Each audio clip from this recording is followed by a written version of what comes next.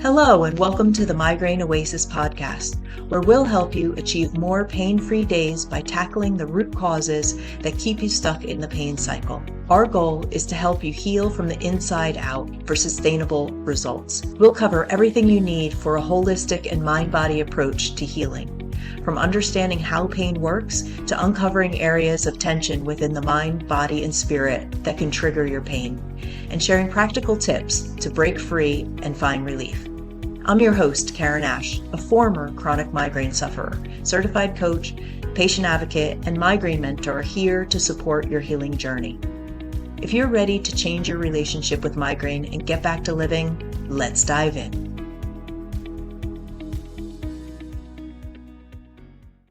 I'm excited to welcome Michael Dow today. He's a psychotherapist with over 25 years of practice in Boulder and Longmont, Colorado. After finishing his MA in contemplative psychotherapy at Naropa University in 2001, he worked in community mental health and integrative primary care with a wide range of mental and physical health issues. He earned his doctorate in clinical psychology in 2009 from the University of Rockies, with a focus on the development of mindfulness-based psychotherapies. Dr. Dow managed one of the first integrated health homes nationwide in Boulder, Colorado, integrating primary care and behavioral health in one setting for low-income patients with mental illness.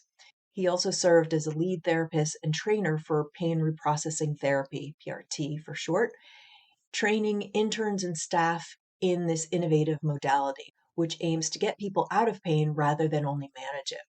He's also trained in emotional awareness and expression therapy, EAET, and was one of the lead interventionists with Dr. Mark Lumley and Howard Schubner in the large multi-scale study comparing EAET, CBT, and ACT for chronic back pain.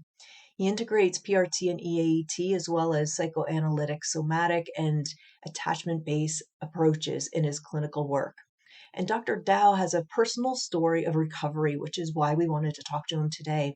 He went from experiencing chronic weekly headaches to full healing using the very approaches he now teaches.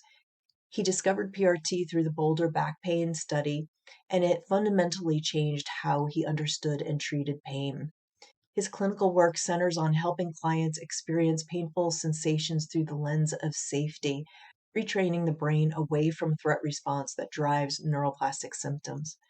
He offers both individual and group therapy, as well as consultation groups specifically for practitioners working in this space.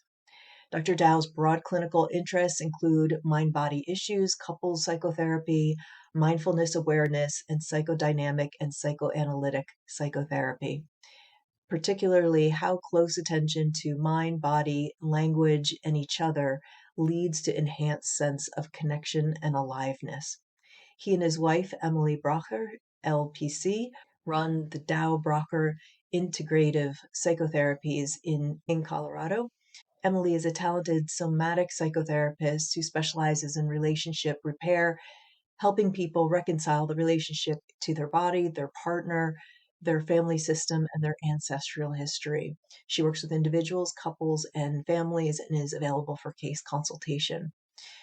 They see people around the world via telehealth, and I will have their email addresses in the show notes so that you are able to contact them.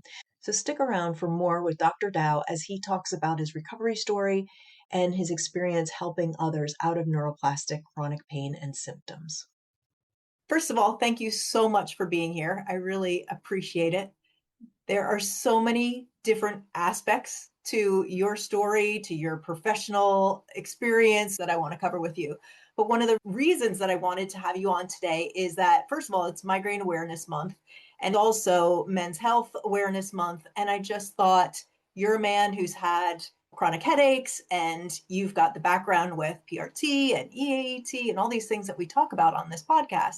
And I just thought, what better to merge all the things and hear your story a bit, because that part I don't know has been recorded as much. Yes, perfect. Perfect time for me to be here. So I figure, why don't we just start at the beginning as far as from your storyline, when you first started to get headaches, how they started showing up for you, how they progressed, that kind of thing. And then we'll go into some of the other aspects. Yeah, so I've always been a little prone to headaches, but much more sort of periodic, kind of tension headache. And then it was really one moment. We were taking a family trip to Santa Fe, and my daughter was about 3, and I had this, what I now think of as like a vestibular migraine attack.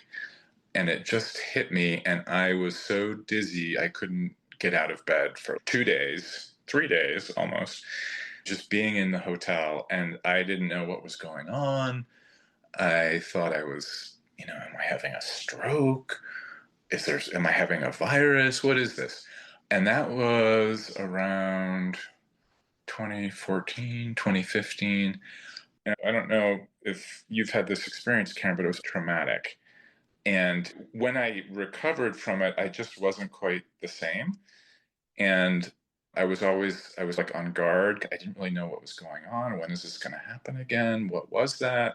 Mm. And then over the next course of years, they started to progressively get worse. It often was with dizziness for me, but I would sort of have the whole range from like tension headache to migraine. I never really had the like aura, and it was really terrifying for me, was this kind of dizziness.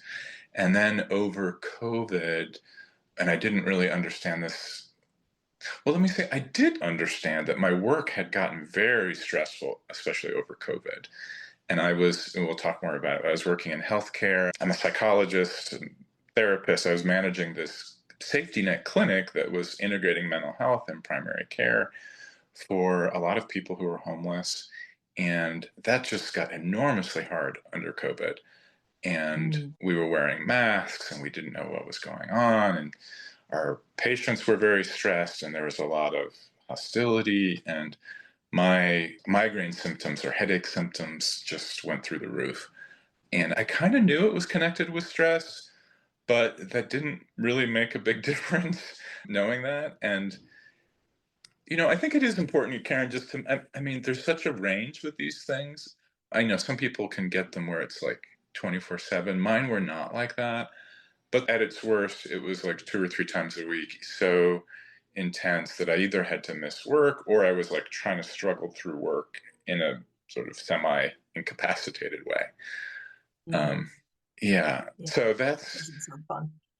yeah. I'm just wondering, back then you mentioned that you knew that it had something to do with stress. And I always say stress comes in many, many forms. I used to think of stress as just the job or the relationship or just these external things. And now I realize that there's so many other things going on underneath the surface. I had read somewhere that your sister and your mom also had migraine or headaches. Did you ever Yes. think something else was going on, or that it was like hereditary, or that something else? It doesn't sound like they started when you were a child, though. They started later in life. So it They wasn't started late. Yeah. And it's interesting. I think so much of this stuff is not in our conscious awareness. So I never thought about my mom and sister having migraines but the way I think about it now, it was sort of like in our family system as like an available symptom. Like I knew, and I had headaches before. So it was just something that like my body knew how to do. Um, and I'd And when seen, you say that, can I stop you for one second? yeah, Because Dr. Schubner was on last week, and he had talked about, which was one of the first times that I had heard him talk about that. You said it was an available symptom, and he is talking about modeling, that yeah, when you have within the family, like my father had them and my grandfather had them, and I hear so many times, well, my mom has them or whoever. And so a lot of people think it's just genetics and hereditary and it's bound to have happened, kind of thing. And yeah. so what this modeling is that you're seeing it. And what I'm just curious what you meant by that's one of the available symptoms that you could have had because of the Yeah. modeling. Can you explain It, that a little? I think modeling, I'm not anti genetics. I'm sure genetics has a role. It's just a place that it was definitely modeled. I had seen my sister and my mother go through it. It was like acceptable. It was like okay. I had some practice in it. I had some of the wiring in my own system. Yeah, I don't know how to describe it more than that, except it's for whatever reason in my family, like we don't go to like stomach upset as much. And I should say, honestly, my daughter has had some, thankfully not as bad as mine. And I've been able to talk to her about it, and it hasn't progressed to be a chronic thing. But I think because she had some modeling seeing me go there, that she knows to go there too. So I don't know. It's a bit of a mystery. Yeah, it's fascinating to me, just the whole brain generated, all these different aspects of it that Yeah. we'll get into. But yeah, that was just a fascinating thing that he was talking about last week that I just thought, well, since you're a psychologist, maybe you had a view of that. I talk to my clients now and say, if it's genetics, if it's stress, if it's repressed emotions, and, there's many, many things that get us to the point where a symptom is expressed. And so, Right. whether that's 5% here and 10% there and 50%, it doesn't really matter. We're Right. here. And now what do we do about it? Basically, is how I look at that. Exactly. Yeah, exactly. What I found fascinating about part of your story too is that before you have this very stressful job, you've gone to university at Naropa.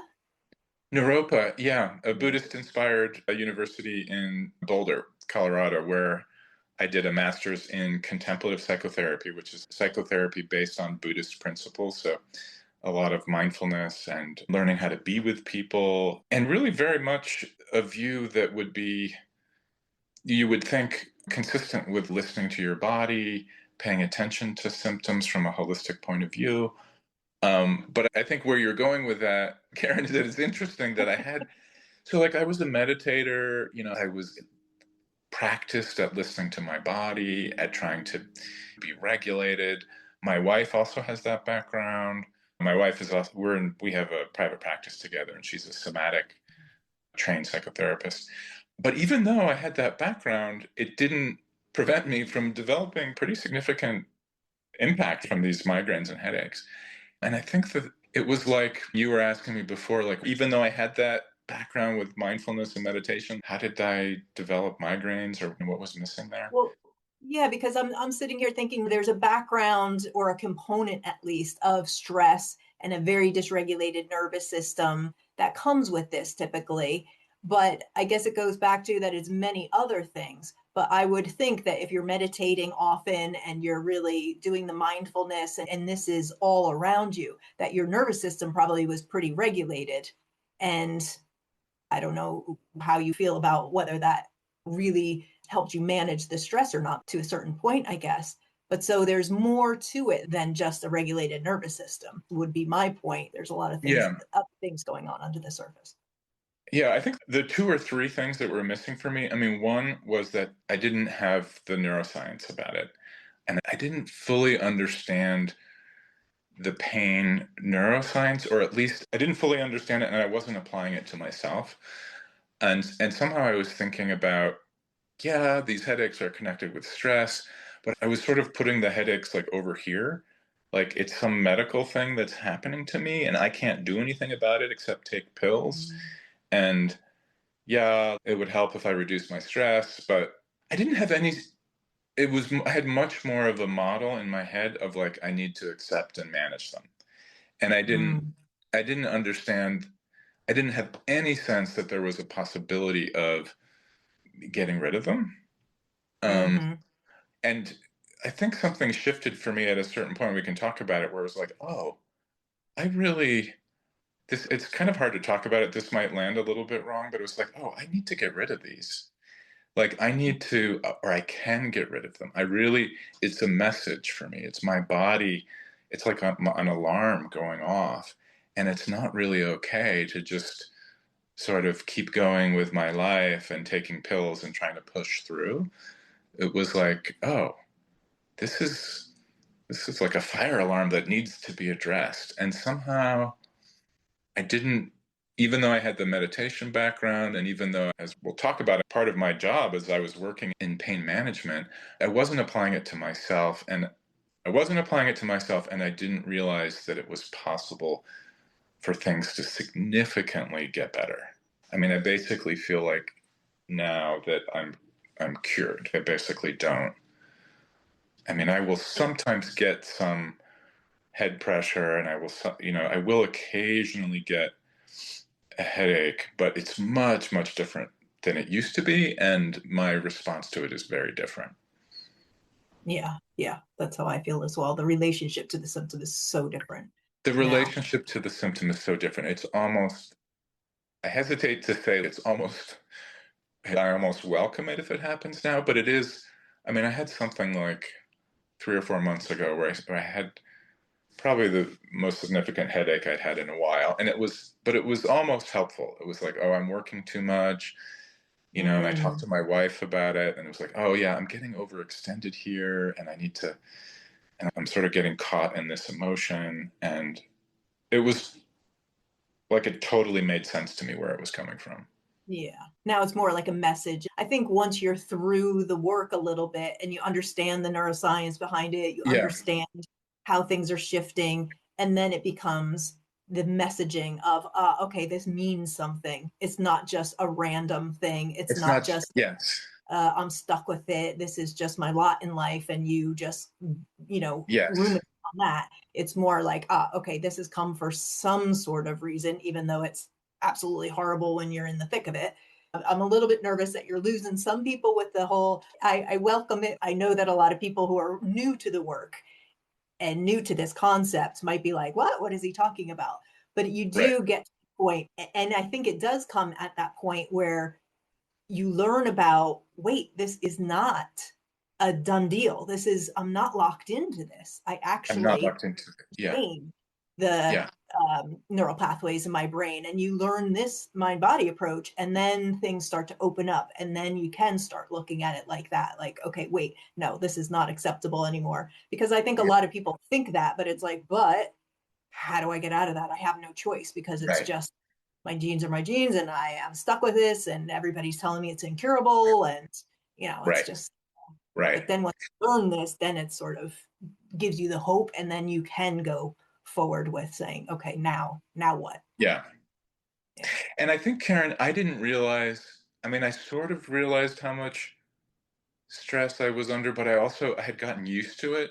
And it was like the frog in the boiling water. My job had gotten more stressful and more stressful and more stressful and more stressful. And then we were new parents, and everything had sort of like, until it was like at this level, and I couldn't really, Mhm.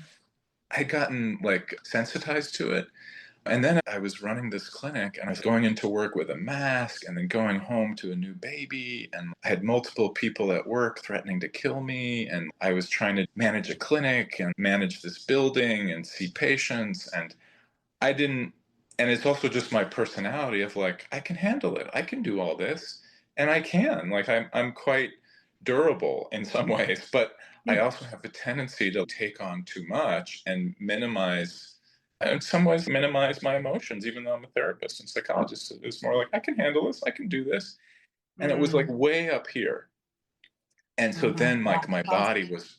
was reacting. And now when I go back and look at what I was doing, I'm like, of course I Yeah. was having, How could I have managed? Yeah. Yeah. it was crazy. And I won't go into all the details, but I was just under so much stress, and my system was just like screaming for like, this is too much. I think this is such a really good point of this kind of low level. I just heard it called, I think I heard it called background stress. I don't know if that's Yeah, like an official term, but this stuff that's going on under the radar that you don't even really realize. And that's kind of back to the point where I was saying that stress, I just thought was, yeah, I've got a stressful job. Yeah, I've got, some stress in my relationship. Or yes, I live in another country. That's causing me some stress because I've got guilt about not being there for my elderly parents, as an example. But all these things humming under the surface. Like one of mine was that the company was always under restructure. So it was always this like, am I going to have a job? Am I going to have to move back? There's financial stuff, all these things that I never realized were actually stress, but causing me a huge amount underneath the surface of never feeling. I always said, I never feel like I'm on solid ground. So I did know that, I guess, cognitively at some point. But right. yeah, I think it is, we get so used to operating in that highly stressful environment. And then when you have kids, because a lot of women are getting migraines around that time when their career's in full force, they're getting married, they've got the kids coming. Like there's so many stressors on top, and Right. one's going on top of the other. And I think we just kind of manage until the Right. body is screaming to say, and sometimes it does start with little headaches or it's episodic and then it becomes more chronic, and Right. it's sort of Right. this alarm is saying like, okay, we're trying to give you a hint here, something's, you need to pay attention. And then we operate like you said, oh, I can handle it, everything's fine. And then it's Right. just like alarm keeps getting higher and higher and higher. It's like, no, pay attention. Right. It Right. forces you, right? It puts you in a dark room and it's like, we're going to take you out of the equation. And Yes. yeah, we're going to pay attention. Yeah. Yeah. Right. No, I mean, it really served the migraines for me. It would put me in a dark room. I would call in sick, and then I would stay home. And this was hard for me, as I think it can be hard for people, of not just pushing through. But that was one of the shifts I started to make. It's like, oh, I need to take care of myself and just call in Mhm. sick. And which is, I mean, it's hard. There's another factor for me, which is I was managing this clinic, and I had 15 people reporting to me, and I'm the one who's supposed to be holding it together and Yeah. not and protecting people during COVID. And this is a very stressful time in healthcare. And I had staff leaving and then trying to hire. And it also fits with my personality. It was hard for me to say, hey, I need to call in sick, or I need a break for myself. This is too much for me. That was definitely one of the shifts of starting to have more boundaries or take care of myself more. And those can be like cliches, and there's kind of an inner shift that needs to happen of, oh, it's really okay for me to just sit in this dark room with a cold ice pack on my head and just be here. Mm-hmm. So yeah. Yeah. I had a coach one time say, we need to keep explaining to the brain that we don't need pain in order to say no, that we're going to get better, Karen, Yeah. at saying no before the brain has to do it for you. I love that. I Yes. think about that all the time when I start thinking Yes. like, oh, I don't want to do that or this or that. I'm like, I need to learn to say no or my brain's going to do it for me. Yes. It's- Right. yeah. And it really can start to happen the other way. Then when you start to say no, then the migraines really can start to quiet down because they don't need to be there as much. Yeah. Mm-hmm. Mm-hmm. Yeah, you said it sounds cliche, but I think the biggest overlooked thing was self-compassion. I just Yeah. didn't even know that that's not how everybody's brain operated and they didn't beat themselves up. I just thought that was normal. This inner critic, this being tough on myself, this having to not letting anybody down and having to do it just right. Oh, the amount of Excel spreadsheets that I had, and I was just so wound tight. But I did not, like, failure was not an option. I didn't know how. Yeah. So when you start into this work and you learn, wait a minute, self compassion goes a long way. And that's a lot of times a missing piece, I think, for many people, that they do Yeah. all the safety within the symptoms and you get safety within the emotions and you do different things. But if you're still beating yourself up all the time, the message to the brain's not going to be safety, it's going to still be danger. So did Totally. you find that as far as the self compassion helped you tremendously or? Oh, absolutely. Yeah. There's so many key pieces. In some ways, I'm trying to think of a metaphor. It's like you need all of them. You need the self-compassion. You need learning to set boundaries. There was a kind of key moment for me. Maybe it'd be Yeah, helpful for tell me me. to Yeah. describe it. So I'm probably unique in some respects in that I'm a psychologist. I was in some ways working in pain management, and then also I'm a sufferer. So it's kind of an interesting thing. But so I was managing this clinic. Part of what I was doing was managing our pain management program and dealing with these headaches and migraines and COVID and all this. And then we had this intern come in who was from CU Boulder and was talking about, he had this new treatment approach called Pain Reprocessing Therapy that could get people completely out of pain. Back pain, migraines, what have you. And it just sounded like kind of crazy to me. Like, what do you mean you Yeah. can get people out of pain? Like I've been working as a pain management psychologist. I was running these pain management groups, and we didn't I never saw anybody get out of pain. People had had pain for like 10 Oh, years, 20 years. We were helping people manage it with medications and relaxation and different techniques, but I never had anybody, we didn't have it as a goal to get people out of pain. yeah, that's And interesting. Yeah, it just didn't, I was like, I that's, didn't know it was possible. I didn't think it was Yeah, possible. And I kind of dismissed it. And this intern, his name was Yoni Ashar, and he was doing the mhm, Boulder Back Pain Study, which has since yeah, become kind of famous. Famous because they had such good results getting people with chronic back pain, not migraines, but chronic back pain. 60% of people in their study got completely out of pain. And at the end of the year, he did a little training for us on pain reprocessing therapy, and he brought in 2 patients who were completely out of pain. And it was sort of like, it was almost like a magic show or something. It was like, what? It was like something I had never seen before. And these yeah. people talked about, I have no pain. And I had pain for 10 years. One person had pain for 20 years. It was just amazing. And then he started doing the somatic tracking technique, which I don't know if you've talked about on your podcast, but the technique of going inside and starting to track the sensations that you might be afraid of and learning to see them from a lens of safety. And so he had us do it with ourselves, and I started tracking sensations in my head. And I wasn't having a headache at that moment or a migraine, but I realized, oh my God, I am really afraid of doing this. I have a lot of fear, even when I'm feeling good, about sensations in my head. And even just doing it, it started to bring on a headache. And I was like, I don't know if I want to keep doing this. It's starting to trigger something. Because I have history with meditation and mindfulness, and I just relaxed and started breathing with it. And in that training, I started to trigger the sensations, and then I was able to help them relax. So I had a click moment. And really, the way I think about it was, oh, I have more agency here than I thought. How I respond to the sensations can trigger them, it can bring them down.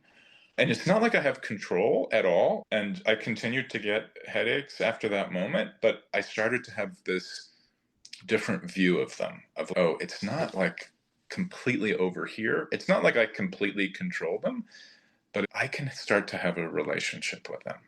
I can, Mhm. it's going to affect them how I relate to them. I can start to be less afraid of them. It's not always like that you have a click right away, although it is possible to have a click. But the click wasn't like they just went away. It was, I started to have a different view of them. And then Mhm. I think there was a process of really a couple of years of working through my fear of the sensations using somatic tracking. And then there was probably another layer of dealing with my emotions, especially around the stress at work.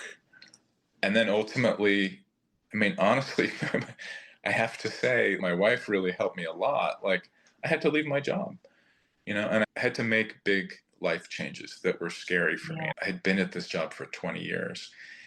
And Mm. so I had to, like, I didn't have to, but I chose to start to say no more at work. I chose to start to cut down my hours, started to leave more on time, started to build this other life for myself, which Mm. ultimately meant leaving my job and doing private practice and doing a lot of this pain reprocessing kind of work with clients and training other therapists. But I had to make that life change.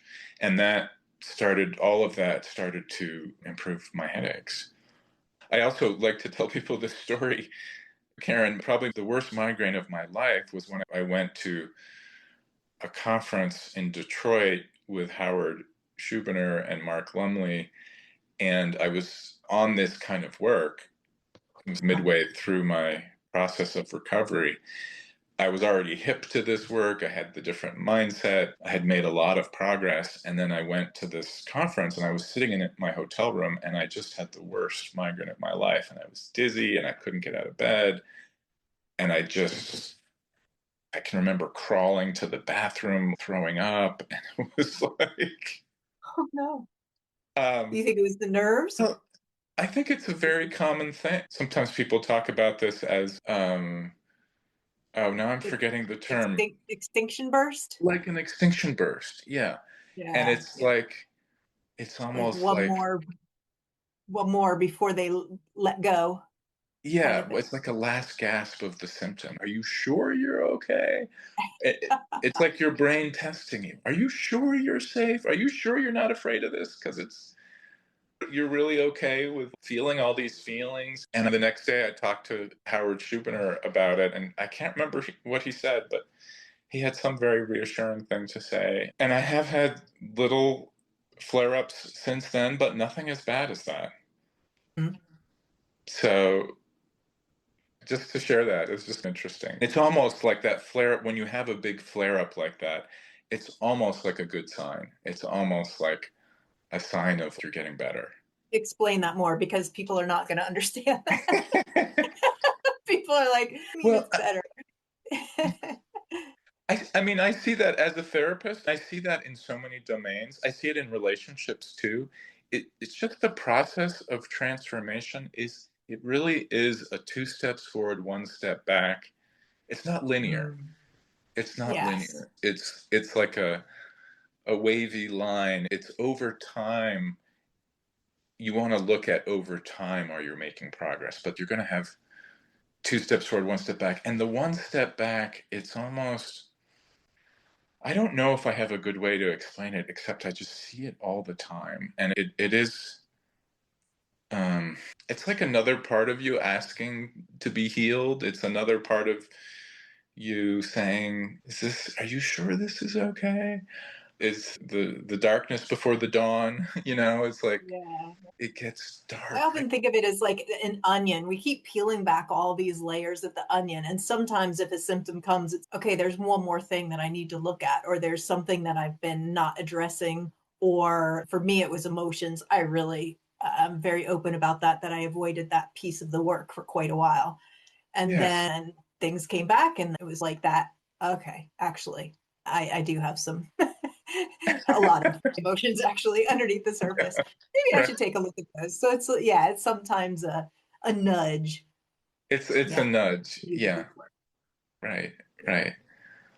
So, but I And think for me, extinct. because you had asked before, Karen, in one of your pre-questions, something about what was the turning point for you, and I think there's probably a number of turning points, but there was this key moment of, oh, I these headaches it's like part of me. It's not separate, and I don't have control, but I have some small amount of agency. Like how I respond makes a difference. Mm, And I think that's so key for people to start to have that. And it can take a while before you have that, but starting to make that connection between mind and body, and oh, there's a connection here. It's not totally my mind is over here and my body is over here, yeah. if that Yeah. makes sense. Yeah. And I think that pain, fear, pain cycle is real and something that just absolutely needs to be broken. And it's just so easy to fall into that loop Yeah. of pain comes, you fear it, you don't have that separation all encompassing, and then it sparks more symptoms. And so it's breaking that to just say, wait, I do have agency. I can, if I lighten, I'm always talking about gripping a steering wheel instead of white knuckling everything, which is how I felt like I was living, to just let your hands off the wheel a little bit and Yes. breathe a little bit and just look at it with curiosity instead of all this fear. And then it starts to slowly unwind. And then you start feeling like, okay, I do have a little bit more agency. And then the self compassion comes in. And like you were saying before, I think there's so many different aspects to it that are all important and all needed. And I sometimes am telling my clients, I know it feels like maybe we're jumping around, but all of it's needed. So we're working on emotions Yes. a little bit over here, but then I pick up on something and it's okay. We're working on self-compassion then as well. And there's all these different aspects to it that then start breaking up that fear cycle, and it's more bringing safety in, and then that becomes the norm a little bit more and more. Absolutely. Yeah. And in some ways it's very simple, in some ways it's very complex. The simple thing is it's all about turning down the fear. It's all about Yeah. turning down the fear, except that can get tricky and complicated. But turning down the fear around emotions, turning down the fear in relationships, turning down the fear in your body. And it can take time. It can And you take, can get hypervigilant about that too. So that, and you can get hypervigilant about that. yeah, Yeah, you can get worried. Yeah, yeah, yeah, yeah. It's either the brain perceives danger or the brain perceives safety. And we're just increasing the safety and decreasing the danger signals and trying to tweak all the little dials or whatever you want to yeah, call it. And yeah, yeah, yeah, over time, it works. It's yeah, funny when you were talking about Yoni Ashar and this Boulder Back Pain Study. I remember hearing, I think it was Alan Gordon, who was the developer of PRT, also with Howard Schumann yes, and some others. yeah, I think it was in the ATNS conference that I heard him talk, and he was saying that when they were working on that protocol with Yoni, that Yoni was like, "No, we can't do one of the results of no pain." right, No. And he was like, "That no, that's not a thing." And so he actually needed to be a little bit talked into, yeah, this is going to work, or little to no pain. We have to put that in as one of the goals. So it's interesting that your yeah, clinic also was not even, you don't think that's actually possible. And now in this work, and now I'm sure in your work, I see it all the time. And it's yeah, just, it's undeniable that can happen. Plus, study got really good results, obviously, like you were saying, and some others after that. yeah. It's so interesting and almost paradoxical because sometimes you're pushing for it, pushing for no pain, it can get in the way. But it really is possible. I've seen it so many times now. Every time it feels kind of miraculous. Mm-hmm. Um, and when I first started out doing this work as a practitioner, as a therapist, I did not have success at first. It really was a while before I started to have the experience of working with people and actually having people get completely out of pain. And you kind of have to see it before you can believe that it's possible. Um, Mm-hmm. yeah. And people can get sort of upset about it if Of you not haven't. healing again. Well, people can get upset even hearing that it could be possible. Yeah. You know, I gave this talk to a migraine society in Denver, and I got quite a bit of pushback about talking about this work. And I realized you have to be sensitive about it because one, people are really, I was suffering, but some people are really, really suffering. 24/7 migraine, Yeah. 24/7 pain that's 9 out of 10. And hearing that just doing this psychotherapy, you could get completely out of pain, it just seems ridiculous and kind of insulting. So I'm very sympathetic to that. And I understand it's understandable that people have that reaction.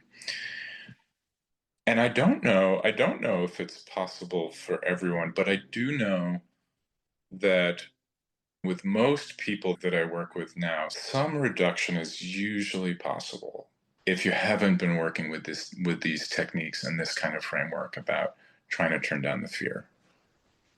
Yeah.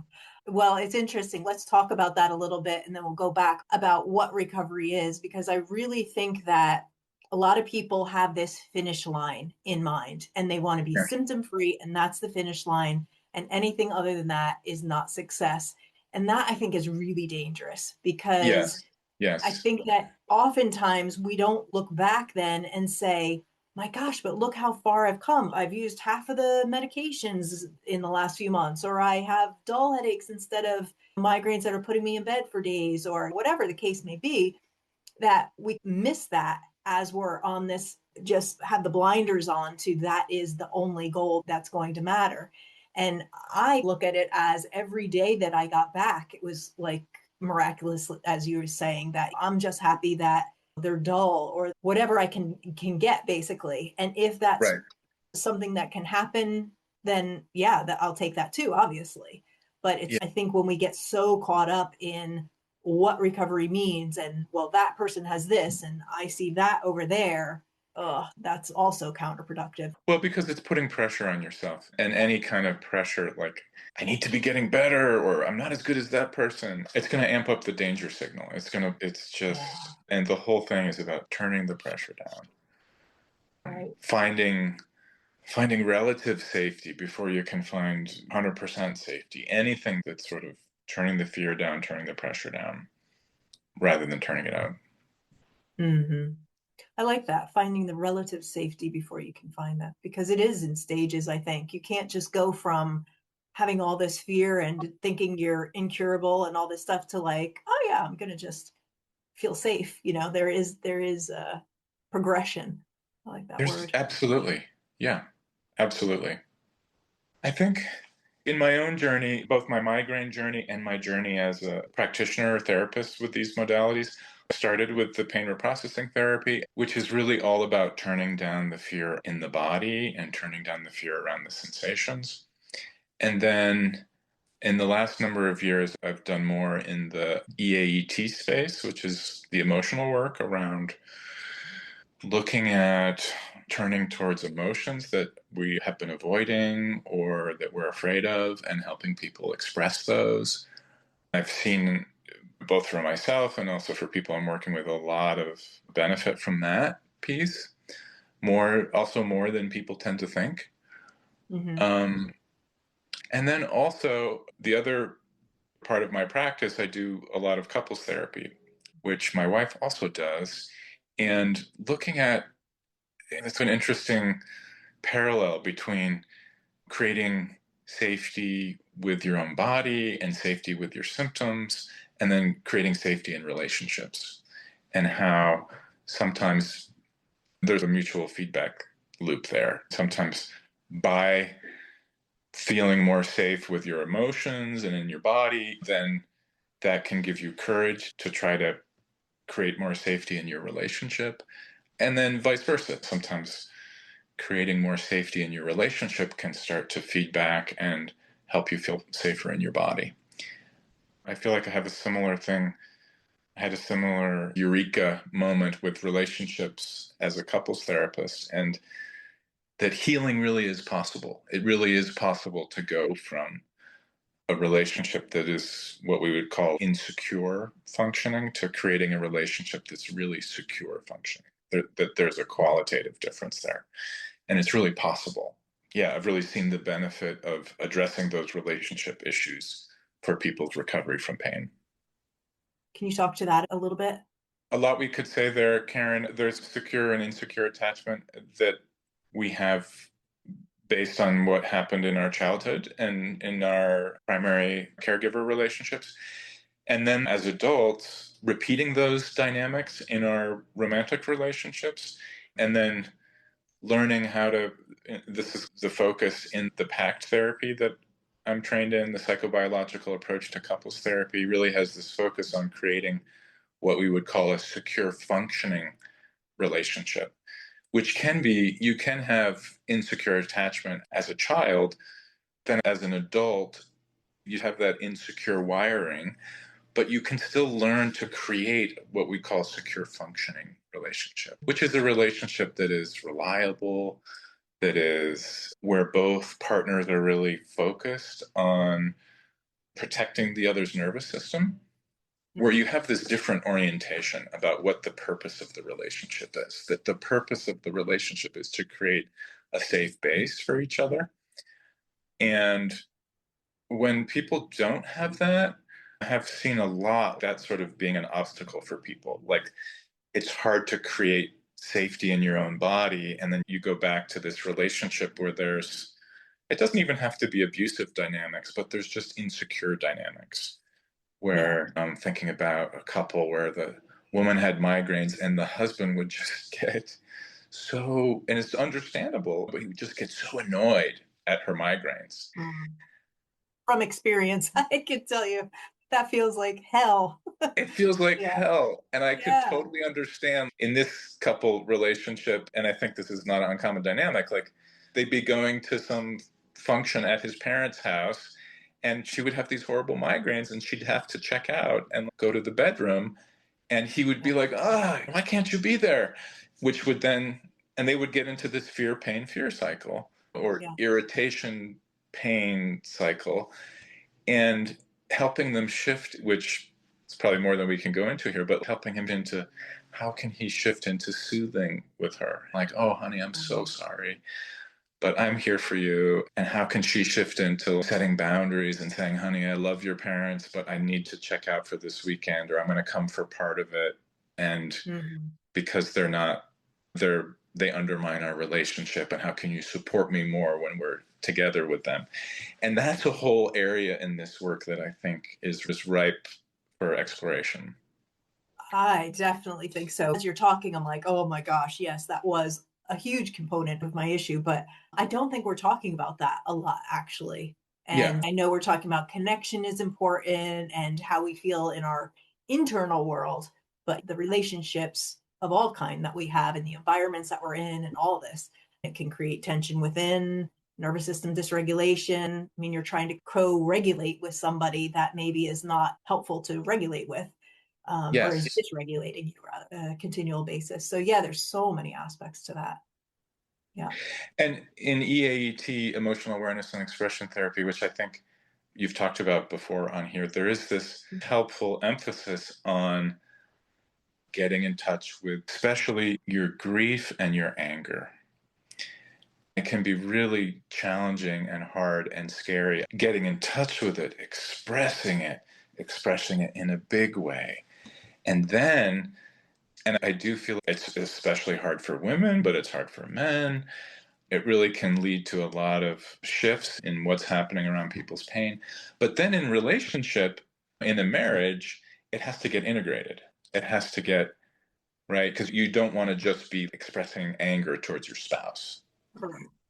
In fact, the model in EAET is you express it and feel it privately, and then you figure out how to integrate it into your life. And so that's part of the work of building a secure, functioning relationship, is expressing yourself, but then also receiving influence from your partner and learning to not just demand that your needs be met, but express your needs in relationship in the context of what we call a two-person system. And so that's a whole, and I feel like that's almost a whole nother dynamic in this work, getting in touch with your feelings and then learning how do you express that in your primary relationship, or how do you develop a secure relationship with your partner. So anyway, there's a lot we could talk to about that. Yeah, that's a whole probably other podcast, but it is really, I'm seeing this come up a lot lately of just, well, relationship dynamic, but then also when they start to feel better, then the dynamic is so different because the partner is used to being a caretaker maybe, and now the person's more independent and feeling better. And then there's this weird dynamic that needs to be addressed. And there's just so many different aspects to it that I don't think we talk about enough. Yeah. I want to make sure we get to your community questions. There was some question about what's one thing that helped you cope when you get overcome with fear about a migraine coming. Yes. How to break that pain fear cycle of you're anticipating or you're worried about the next migraine coming. And how do you stop Yes. that? $1 million So question. I have a couple of thoughts about that. So one thing, and this is helpful for me, and I think it's really helpful for people, is there is a step in migraine treatment of identifying your triggers, and there's this big focus on avoiding your triggers, which I think has some health to it. You want to be able to identify the pattern. Like for me, big triggers are coffee, heat, sunlight, too much time in the sun, and alcohol was a trigger. But then what really helps in turning down the fear is starting in a gradual way to re-engage those triggers. Mm-hmm. This was something that Howard Schubiner helped me with. He was like, I bet you could bring on a migraine with just a sip of alcohol. And so I practiced with that, and it was a little scary for me at first, just having a sip of alcohol and then feeling what my body would get kind of activated, and then practicing soothing myself. And you have to be at the point where you're ready to do that and choosing to do that. But when you choose to engage the thing that you're afraid of in a small dose and then soothe yourself around it, it's going to reduce your fear. It's just physiologically going to reduce your fear. It's really telling us that how powerful the brain is when you're able to do that, because we know a sip of wine isn't going to bring on a migraine. So it's this test, and correct me if I'm wrong, but it's essentially showing the brain can actually bring on things Yes. that we can turn down the dial on. Yes. And then another thing I want to share, because I haven't heard anyone else talk about this, but to me it seems so obvious, and maybe people have talked about this. But one thing that was really helpful for me is, and luckily I have a wife who's able to do this, and I had to talk to my wife about this beforehand. But when I was having a bad migraine, she could soothe and comfort me. Mm. And not just bringing me a cold glass of water or something, but there was a way that we worked out where my wife could be with me and gently rub my back, play some nice music, and kind of get that relational soothing. So it wasn't just myself soothing myself, but having someone else, and especially your primary partner, or if you don't have a primary partner, like a friend or a family member. We just take in soothing so much relationally. There was a couple times where I did that with my wife, and she's very willing to do that. And it was really good for our relationship too, where she could have this experience of helping me. And then, I would do things for her too. But then it almost became something I could incorporate. If she wasn't available or wasn't around, I could almost just imagine my wife being there, stroking my head. But just something else to add, to offer to your listeners, is if there's any way to incorporate like relational soothing when you're having a migraine or a headache. So one thing to avoid relational stresses and like people yelling at you or demanding that you do things, if you can set it up so that's not happening. And then if there's any way to even have the opposite, where you can be getting some amount of like deep relational soothing. That seems, as a couples therapist, that seems obvious to me, but I haven't necessarily heard people talk about that. No, I don't think I have either. Yeah. No, self-soothing, I've heard trying to, self-soothe in those moments. And there's a specific exercise we do in PACT therapy called lover's pose, where you have one partner put their head in the lap of the other partner. And it's a kind of nonverbal exercise where you're just gazing into each other's eyes. But the one partner is looking up at the other partner, and the other partner is just stroking their hair. And that prolonged eye contact, it can be provocative and challenging for some couples. So it can take some kind of work with a therapist to be able to get there. But just being able to get some deep relational soothing into your body can really shift what's happening there. So, yeah, I just hesitate a little bit about that because it can, if you have like a highly conflictual relationship with your partner, you're going to need some help to be able to get there. But you don't want to do it with the guy who is mad that you couldn't go to the yes, family function. right.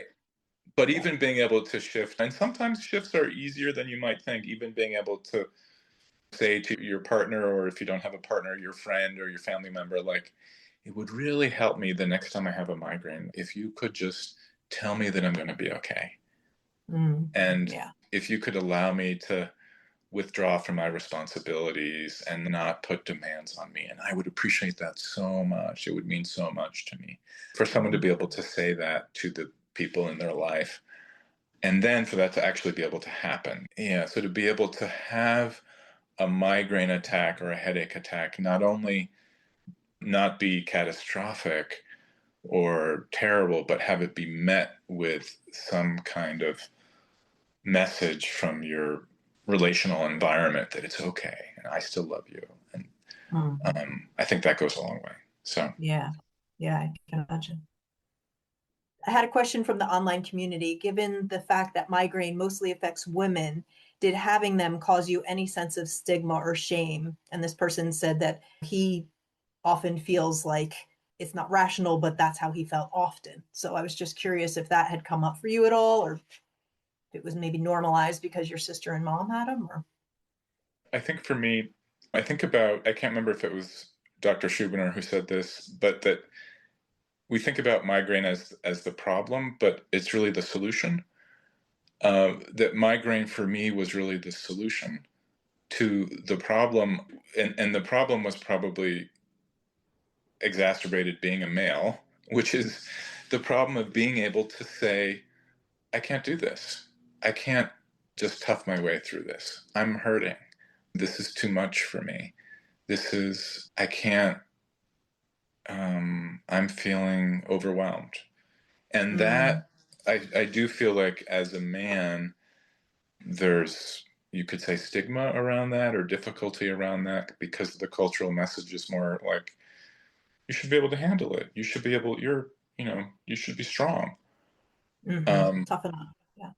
Toughen up. And actually, in my work situation, part of the trouble is I had a really good boss. I had a really nice boss who was a woman. And so for me to say to her, like, I'm getting scared by these antisocial men who are yelling at me and who are threatening to kill me. And, like my response was more like, I can handle it. Yeah, they're just whatever. Like I can handle that. It's not a big deal. And then the migraines were sort of a solution to that problem of not being able to talk about, yeah, I can't handle it. It's too much for me. Does that, I don't know if that answers it. Yeah, it does. It does. Yeah.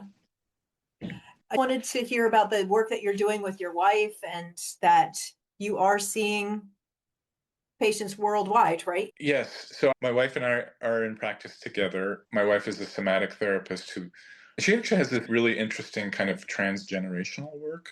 And she also works with chronic pain and chronic symptoms. And what does that mean, transgenerational? Well, she's often looking at, there can be patterns in the family that, and I have started to see this more too, like we're starting to talk about the couple dynamic and how that can contribute to pain. But it can even be like something, oh gosh. Generational traumas kind of thing. Generational traumas, or like some pattern in the family. I had this woman last week there was a pattern from her parents and her grandparents that was contributing to her chronic pain. Yeah. About interracial marriage and secrets and how she had been in the middle of all of that. And she felt like she had to hold all of these secrets that were really secrets that belonged to her parents and her grandparents. So my wife is really interested in that kind of work and also does couples work. We're located in Colorado, but we work with people around the world as health coaches. When I see people out of state or out of the country, I do it as a coach. And then, as you know, Karen, I do a couple of consultation groups for practitioners doing this work, which can include health coaches, therapists, psychologists, PTs, nurses. And I love doing these groups. I'm actually trying to get more of those going. I just find it so helpful to be able to talk about this work with other people and get support as a practitioner and be able to talk about where you're getting stuck with people. And you can find me it's drmichaeldow.com. And then from that website, you can find my email or my phone number. Perfect.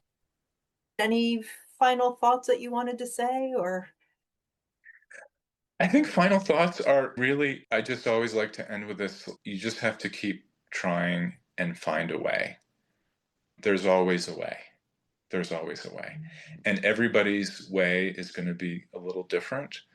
I truly, truly believe that.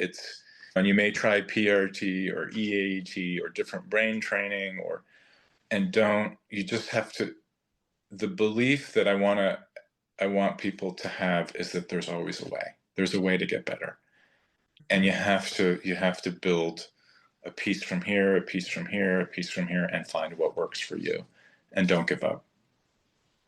Yeah, don't give up. Yeah, I love that. What a great way to end. Yeah. Thank you so much. I really appreciate you. Yeah, you're welcome. It's great to be here. Okay. Karen. Bye. Okay, bye. Thanks for tuning in to the Migraine Oasis. I hope today's episode has inspired you to explore new approaches and provide some actionable steps you can use. Check out the show notes for any of the links of resources mentioned. If you found this valuable, please follow and subscribe, leave a review, and share it with others. This greatly helps our algorithm to ensure that this information gets out to more people who can benefit. If you're not already a part of the Migraine Oasis online community, check us out and stay tuned for more support, relief, and healing throughout the week. Until next time, stay hopeful and believe that more pain-free days are in your future. We're honored to support your healing journey. Take care of yourself and be well.